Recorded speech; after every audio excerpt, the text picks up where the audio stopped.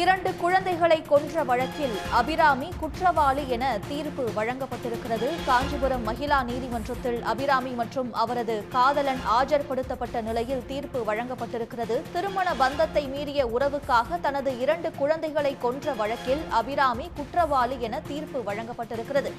குழந்தைகள் அஜய், கார்னிகா ஆகியோரை கொன்ற வழக்கில் அபிராமி குற்றவாளி என காஞ்சிபுரம் மகிழா நீதிமன்றம் தீர்ப்பு வழங்கியுள்ளது.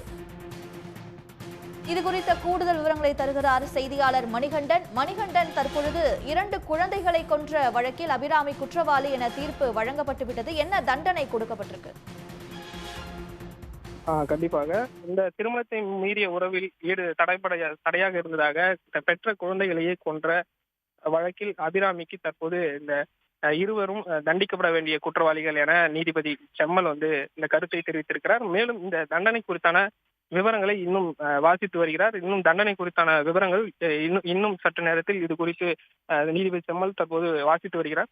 மேலும் இவர்கள் இருவரும் தண்டிக்கப்பட வேண்டிய குற்றவாளிகள் என நீதிபதி செம்மல் கருத்து தெரிவித்திருக்கிறார். தற்போது இந்த வழக்கில் அபிராமி மட்டுமே தற்போது ஆஜர்படுத்தப்பட்டுள்ள நிலையில் இன்னும் மீனாட்சி சுந்தரம் ஆஜர்படுத்தப்படவில்லை. மேலும் அவரின் தீர்ப்பு குறித்தும் இன்னும் சற்று நேரத்தில் நீதிபதி செம்மல் வழங்க உள்ளார். விவரங்களுக்கு நன்றி மணிகண்டன்.